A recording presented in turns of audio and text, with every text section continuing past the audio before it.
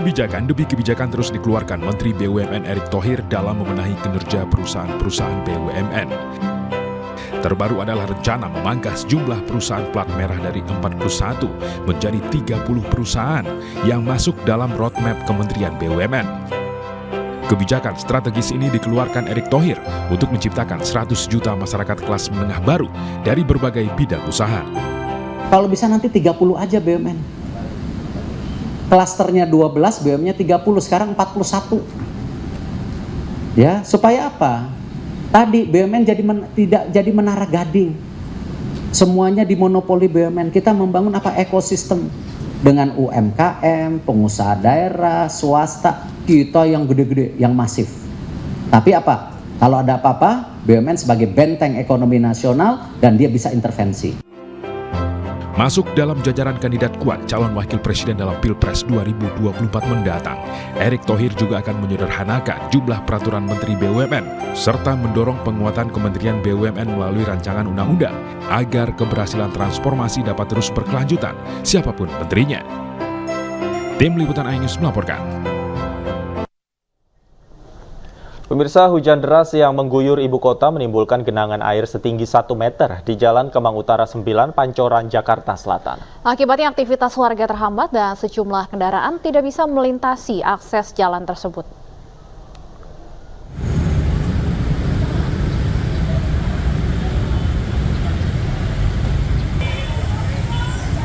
Genangan air hampir 1 meter di Kemang Utara Pancoran menghambat aktivitas warga sekitar. Selain hujan, banjir di kawasan Kemang Utara ini akibat luapan Kali Mampang. Sementara kendaraan yang akan menuju Kemang dari arah Buncit harus mencari jalur alternatif lain. Dampak adanya banjir arus lalu lintas di sekitar lokasi macet. Warga yang hendak melintas atau beraktivitas di sekitar lokasi diimbau mencari jalur lain.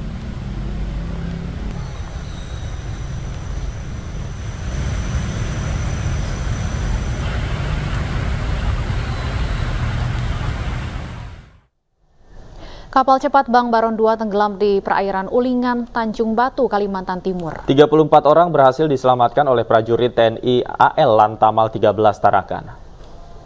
Ya, sepi tenggelam. Jalan di ke pantai Ulingan.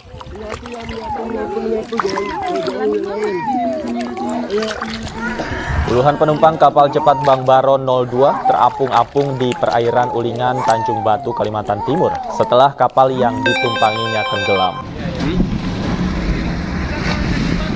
Ya, harus di Tanjung Batu aja. 34 orang termasuk 8 anak-anak menumpang kapal cepat untuk berwisata ke Pulau Derawan. Namun di tengah laut kapal tersebut tenggelam.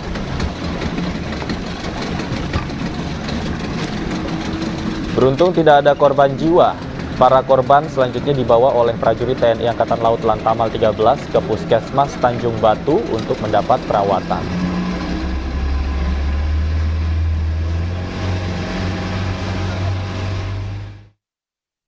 Kita ke informasi lain, pemirsa. Yayasan di Goa, Sulawesi Selatan yang diduga menganut ajaran sesat bab kesucian resmi ditutup pasca viral di media sosial. Penutupan dilakukan bukan oleh Kementerian Agama ataupun MUI, namun oleh pimpinan yayasan tersebut.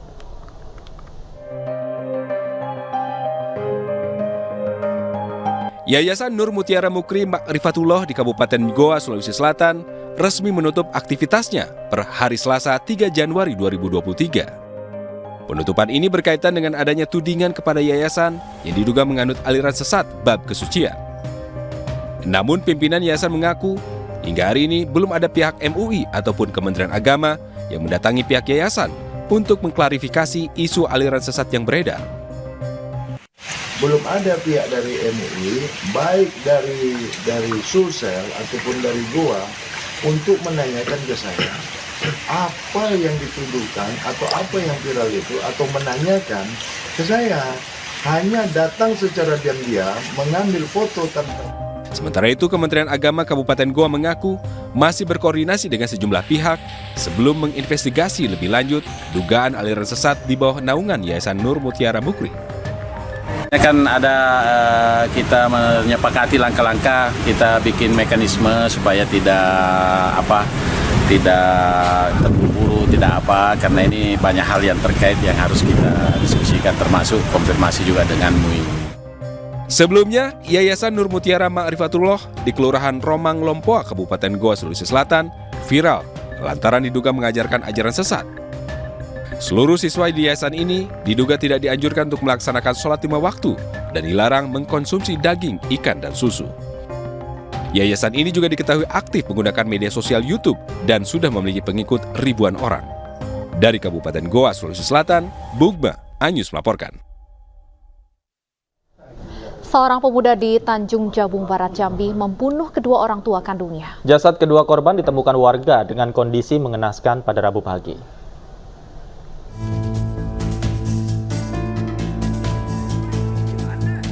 Warga Teluk Niau, Kecamatan Pengabuan, Kabupaten Tanjung Jabung Barat, Jambi, gempar dengan tewasnya pasangan suami istri yang dibunuh anak kandungnya. Pelaku, Doni Octavianus, 25 tahun, ditangkap saat bersembunyi di rumah warga. Pelaku langsung dievakuasi polisi menghindari amukan warga sekitar yang emosi. Pelaku kini berada di Polsek Pengabuan. Awalnya seorang warga datang ke rumah korban dan mengetahui pintu depan dalam keadaan terkunci, lalu masuk lewat jendela samping rumah dan membuka pintu depan. Ketika masuk, korban Hairul Anwar ditemukan dalam keadaan terbaring dengan luka di kepala, sementara istrinya Rosmah tergeletak di dapur dengan luka di pinggang. Polisi masih mendalami motif pelaku tega membunuh kedua orang tua kandungnya. Dugaan awal pelaku mengidap gangguan jiwa. Dari Tanjung Jabung Barat, Jambi, Jumalis Ali, iNews melaporkan. Guru pondok pesantren pemerkosa belasan santri Heri Wirawan sah divonis hukuman mati. Vonis itu diperkuat Mahkamah Agung setelah permohonan kasasi Heri Wirawan ditolak.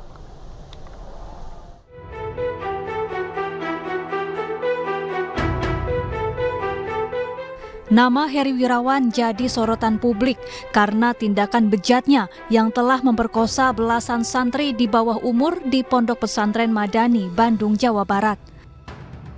Aksi biadab itu dilakukan dalam kurun waktu 2016 hingga 2021. Bahkan sejumlah korban hamil akibat ulah bejat Heri. Heri kemudian dilaporkan ke polisi. Dalam persidangan di Pengadilan Negeri Bandung, jaksa menuntut Heri hukuman mati. Namun majelis hakim memvonis Heri dengan hukuman penjara seumur hidup.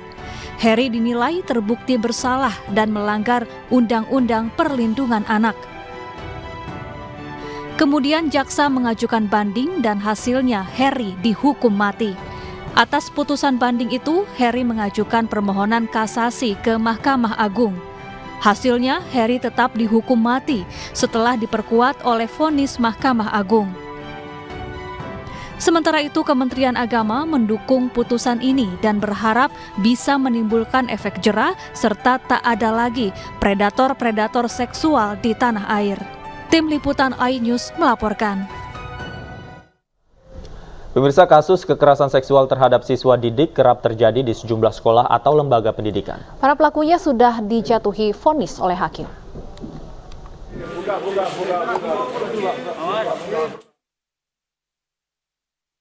Anak pendiri Pondok Pesantren Sidikiyah Jombang, Subci Azal Sani alias Beci, divonis 7 tahun penjara. Hakim menilai Beci terbukti memperkosa sejumlah santriwati. Hukuman Beci yang dijatuhi Majelis Hakim Pengadilan Negeri Surabaya ini lebih ringan dari tuntutan jaksa. Sebelumnya, jaksa menuntut Beci dihukum 16 tahun penjara. Dalam sidang putusan ini, ratusan simpatisan Beci datang untuk mengawal jalannya sidang. Mereka menggelar doa bersama sebagai bentuk dukungan terhadap Beci.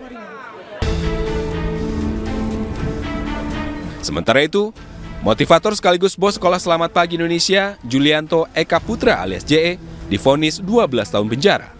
JE terbukti melakukan tindakan kekerasan seksual hingga pemerkosaan terhadap siswanya. Dalam sidang ke-25, JE dihadirkan secara virtual, mengikuti sidang secara online. Sedangkan sidang berlangsung secara terbuka dan umum. Telah terbukti secara sah dan meyakinkan bersalah melakukan tindak pidana dengan sengaja membujuk anak melakukan persetubuhan dengannya terus-menerus sebagai perbuatan menjatuhkan pidana kepada terdakwa oleh karena itu dengan pidana penjara selama 12 tahun. Selain pidana 12 tahun penjara, Julianto Eka Putra juga didenda sebesar 300 juta rupiah, serta diharuskan membayar uang restitusi sebesar 44,7 juta kepada korban. Vonis yang dijatuhi hakim lebih ringan dari tuntutan jaksa, yakni 15 tahun penjara. Tim Liputan Ayus melaporkan.